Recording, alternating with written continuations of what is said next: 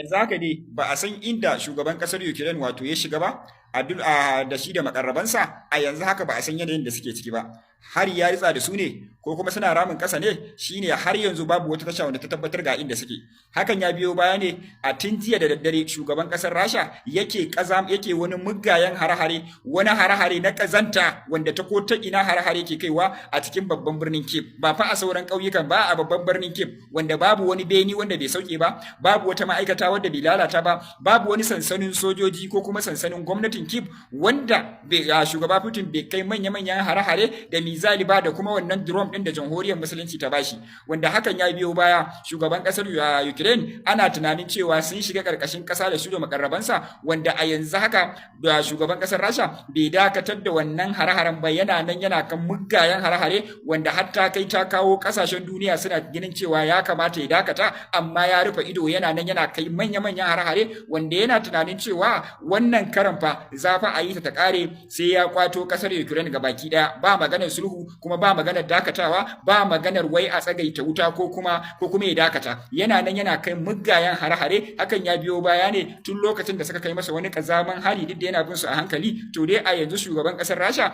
ya fito a sunansa Putin, ya fito a ainihinsa kuma ya fito a ainihin mayakinsa wanda ya san Putin ya tabbatar da cewa mutum ne wanda baya barin takwana. To hakan yana bin su a hankali ne sai ya gane cewa za su yi masa illa. To a yanzu dai yana nan yana ruwan bamabamai wanda sun kai shugaban kasar Ukraine sun baro su ba tare da American din ma babu ma yanda za su yi su kai masa dauki ko kuma a tayar wasu rundunoni su kai ko kuma dai a je a san dai yanda zai a dakatar da faɗan nan. Abin ya dakata ya gagara. Amma a wata majiya mun jiyo cewa kasar Germany tana shirye-shiryen fadawa da ita da kasar Ingila da kuma tattaro dukkan wasu sojoji na NATO wanda a nan ne su kuma suna ta shirya girke-girken yanda za su yi su afka cikin Ukraine wanda babu dama. Shi kuma Vladimir Putin ya tabbatar da cewa duk wanda ya shiga Ukraine ko kuma yayi yunkurin kai masa hari ta kasarsa irin su Ingila da kuma Germany din, to su ma sun sayi fadan gabaki ɗaya yanda yake lugudan wuta ya tabbatar da su ma zai musu. Su kuma ba za su iya hakuri suna kallo ana Ukraine lugudan wuta ba, saboda sun san da cewa su suka daura ko kuma idan sun san da cewa idan ya kwace Ukraine din gabaki daya babu wasu ba su da wata manufa ko kuma in ce ba su babu yanda za su shiga, shine sun tabbatar da cewa gwara fa su shiga su ma a yi a kama da su. To a yanzu dai fadar Rasha da Ukraine yana so ya fadada ya kai zuwa su Ukraine ya kai ga Germany ga kuma Ingila, duk da dai barazana ce kawai, amma dai suna ta shirye-shirye. Shi kuma Putin yana ta aiwatar da aikinsa na mai da martani, saboda haka a ci gaba da yi masa addu'a Allah ba. Tofa da alama NATO ta samu nasarar kai Rasha inda take so ta kai ta, domin kuwa Rashan ta fara mai da martanin harin da ƙasar Ukraine ta kai mata wanda ta yi wa lakabi da Spiderweb, yayin da aka yi musu asarar biliyoyin kuɗi tare da asarorin sojoji, wanda Rashan ta fara mai da martani cikin ƙasar Ukraine din inda ta hari garin Kyiv da missile, yayin da ake bayyanar da cewa Rashan ta kashe waɗanda suke farar hula da kuma mutum 20 suna jikkace, wanda wannan manuniya ce ta cewar ba a lura da irin asarar da aka yi wa Rashan ba, an fara lura da cewar Rashan tana kashe waɗanda ba su gani ba, domin a sanya wa ragowar kasashen da suka yarda da Rasha bakin jininta, saboda Rasha ta kasance tsawon lokaci bata mai da irin wannan martanin da take maiwa a yanzu. Jama'a menene ra'ayin ku dangane da wannan? Wato jama'a zan yi bayani ne akan abin da Christopher Musa ya fito ya faɗa akan cewa zai gine katanga tsakanin bododi na arewacin Najeriya, wato bododi waɗanda ake dai cikin rikice-rikice. Yace yana ganin idan aka yi wannan ginin katangar za a samu sauƙin hare-hare da kuma tashin hankali da yake faruwa a arewa, wanda tsarin gaskiya ba haka bane ba, kuma ba wai gina katanga ne zai kawo kwanciyar hankali ba. Ai abin da zaka duba kuma har ya kawo misali da wasu kasashe, ya kawo Afghanistan da Pakistan, kuma ya kawo Iraki da Saudiya. To abin da bai sani ba shine, bari mu gaya masa, abin da yake faruwa a arewacin Najeriya daban ne da abin da kaje ka faɗa na wannan kasashen. Abin da yake faruwa a arewacin Najeriya na kashe-kashe ba fa daga wani guri suke shigowa fa, namu ne na cikin gida asali suke shigowa, kuma sannan su wannan na cikin gidan da suke shigowa din, wannan wanda suka zo suka dame mu din fa su ne ma suke kai haraha da sauran kasashe da suka damu wanda suka bodan Najeriya din. Ba wai daga bodan Najeriya bane kamar yadda kake faɗa irin suke Cameroon da Chad da Niger, ba wai daga can ne suke shigowa cikin mu ba, suke shigowa arewacin Najeriya su kashe mutane. A'a, asali ma daga arewacin Najeriya suke tashi su shiga Cameroon, kuma su shiga Chad, kuma su shiga Niger su yi banna. Wannan ba magana bace ta hankali, kuma ba magana bace ta tunani. Sannan kuma idan ka ce za ka gine, kar ka yi tunani fa kai fa matsalar ku a cikin gida ne. Wa'annan munafukan, ko kuma in ce da kai a ciki, ko kuma da sauran sojojinka, ko kuma da munafukan Najeriya da kuma Yahudawa da Yahudawa da Tura da kuke bautawa su ne fa suke yanda wayannan yan ta'addan suke kashe-kashe su ne suka dauki nauyin su kuma kai ka sani ba wai ta boda ake shigowa da makamai ba kuma ta boda ake shigowa da yan ta'adda ba a kirkiran su aka yi kuma aka zo aka ba su makamai kuma kai ka sani sai dai ka boye wa Allah ba wannan ne ya kawo ni ba ka ce Pakistan ta gina katangarta tsakaninta da Afghanistan. Pakistan ta gina katangarta tsakaninta da Afghanistan ne a lokacin da Afghanistan take cikin masifa kuma ta tabda makaman tsaro, ta rabka matakan tsaro a wannan bodar wanda saboda gudun kar 'yan ta'addan Afghanistan su shigo Pakistan su yi mata banna. Kaga already ba wai a Pakistan ne ake faɗa ba, a Afghanistan ne ake faɗa, na Afghanistan ne ake tunanin zai shigo Pakistan. Ka zo ka ce Iraki da Saudiya. Iraki ana yaki a lokacin da tun lokacin Saddam Hussein Iraki ta gina katanga a wannan lokacin Saddam kuma idan ka duba ana faɗa a Iraki na fitar hankali Saudiya ta gina wannan katangan ne saboda kan mayaka ko kuma in ce makamai su yi gurgumo su shigo cikin Saudiya a wannan lokacin shi yasa ta gine kuma ta tufka matakan tsaro a bakin bodarta aka samu zaman lafiya. To shi fa na Najeriya kar ka manta Chadi har yanzu yan Boko Haram din da suke wannan yankin da yan bindiga din fa suna arewacin Najeriya ne kuma sannan bindigogin ku kuke basu ko kuma ce da sanin ku da sa hannun ku a cikin gida ne ake shigowa ake kawo musu fa ba zuwa suke su wannan ba fa zuwa suke a tsallako da su daga tsallakewa fa. Idan baka manta ba kasar Chadi gaya mun wani gari ne ɗaya da zaka gaya mun yanzu wanda yan Boko Haram suke rayuwa da shi a kasar Chadi babu ina ne bododin Chadi da Najeriya ne ina su kaukiri ne suka yi ga sai sauran wa'annan garuruwan su ne fa kadai ta tafkin na yankin tafkin Chadi wanda suka haɗu ta Najeriya. To har yanzu kai ga tana hannun Chadi. Ina ne ta Chadi ne? Ina ne na Niger ne? Na Niger din gaba ɗaya garuruwa nawa ne idan ka zo ka kallo su inda in Boko Haram suke? Garuruwa ne fa zan iya ce masu Karanga, su Gadira da su Lelewa da su Boso. To har yanzu Boso a Niger take. Area su Karanga ma dan dai kawai yankin tafkin Chadi, garuruwan tafkin Chadi sun fi yawa, garuruwan tafkin Chadi ta bangaren Najeriya sun fi yawa ne shi yasa Niger ta hakura da wannan garuruwan guda biyu. Da a ce babu haka da yanzu wannan garuruwan biyu ma suna hannun Niger.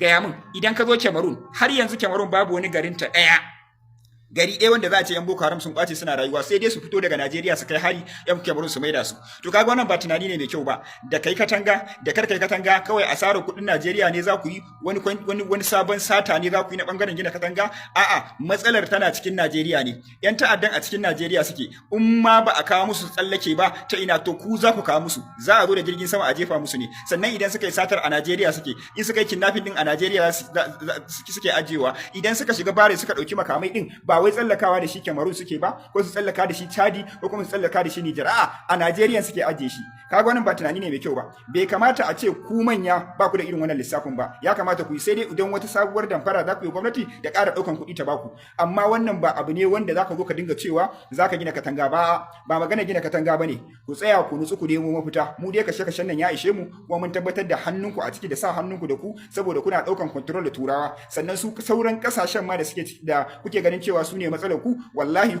Najeriya, arewacin Najeriya su ne matsalar su.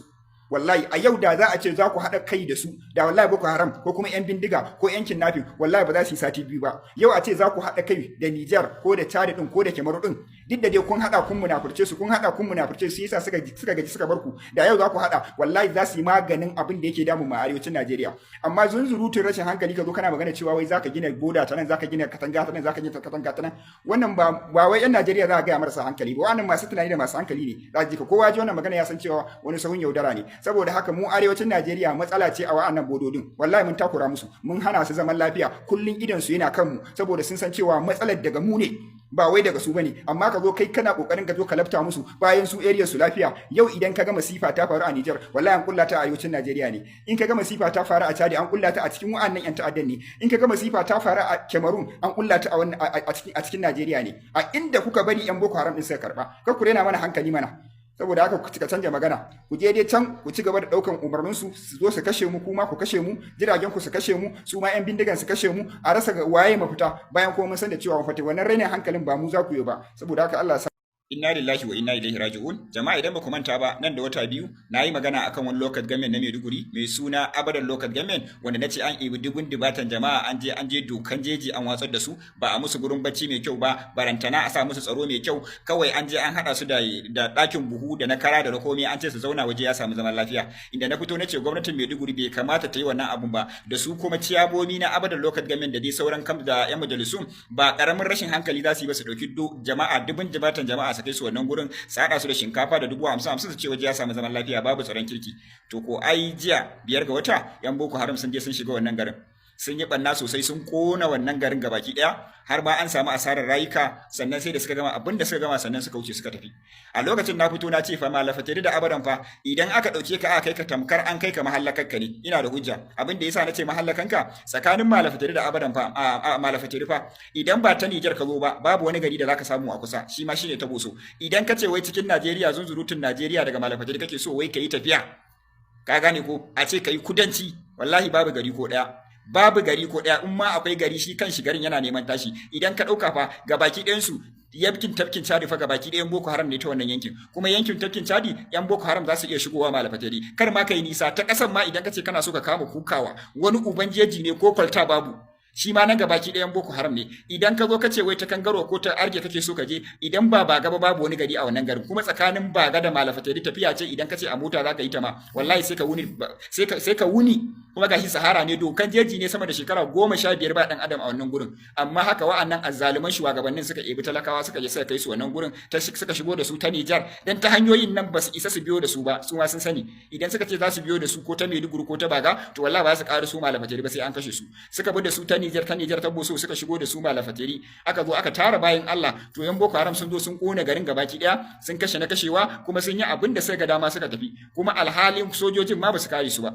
To shi yasa a koda yaushe mu muna kira, ba wai za mu kira ga gwamnatin Maiduguri bane ko kuma da su shugabannin da suke zugo wa'annan mutanen ana kai su ga mahallaka, zan yi kira ga su talakawan da ake kaiwa. Duk wanda aka ce za a kai garin ku to karka sake kaje, gwara ka tsaya kai rayuwarka a Niger. Idan a Niger kake gudun hijiranka ka tsaya kai rayuwarka a Niger. Kar wani dan majalisa ko wani dakikin ciyaman ko kuma wani ya zo ya ce ga kuɗi an samu zaman lafiya a dauke kai kaka malam ya kaka dokan jeji ya aje ka, wallahi idan an kashe ka to wallahi tamkar kai da kanka kai kanka mahallaka. Gwara ka yi hakuri har Allah ka lokacin da za mu ga ƙarshen wa'annan munafikan, sannan kowa ya koma garin shi. Yanzu dai Malafatari Abadan an riga an gama da ita, an kona garin gabaki daya, kuma alhali ma'aikatan da suka kawo babu wani maganin da suka yi. Wai Maiduguri ma bata tsira ba, lokacin gwamnati din ma bai tsira ba, a lokacin da ko ina yake cikin tashin hankali ba a samu zaman lafiya ba, wanda idan suka yi ihu za a ji a Maiduguri, sai ku da idan za ku yi shekara 1000 ba abin da za a ji a Maiduguri a dauko ku tsohon jeji a kawo ku.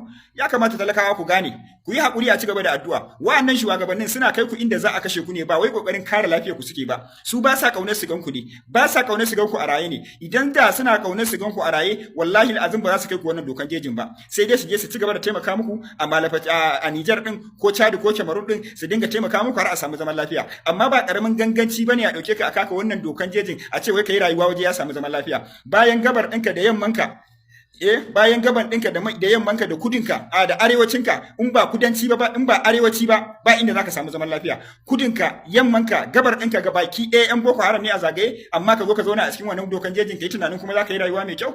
To ya kamata dai a kiyaye, dan wa'annan shugabannin sojojin da wa'annan shugabannin naku na Maiduguri da wa'annan yan ciyamomin naku na Abadan Local Government da kamsulolin nan da yan majalisun nan naku, wallahi ba sa kaunar ku, kauna suke ba sa kaunar ku, so suke kawai aje a kashe ku. In dai ba so suke aje a kashe ku, wallahi ba za su iya ku su kawo wannan dokan jejin ba. Ya kamata a kiyaye, ba ma akan Abadan Malafatari ba kadai, duk wasu lunguna wani Local Government din da suke wannan bakin bodan nan ya kamata su kiyaye, kar a zo a ruɗe shi, a zo a kai ku, a zo kuma a samu matsala. Ba kare ku za su yi ba, sojojin ba kare ku za su yi ba, su ma ba kare ku za su yi ba.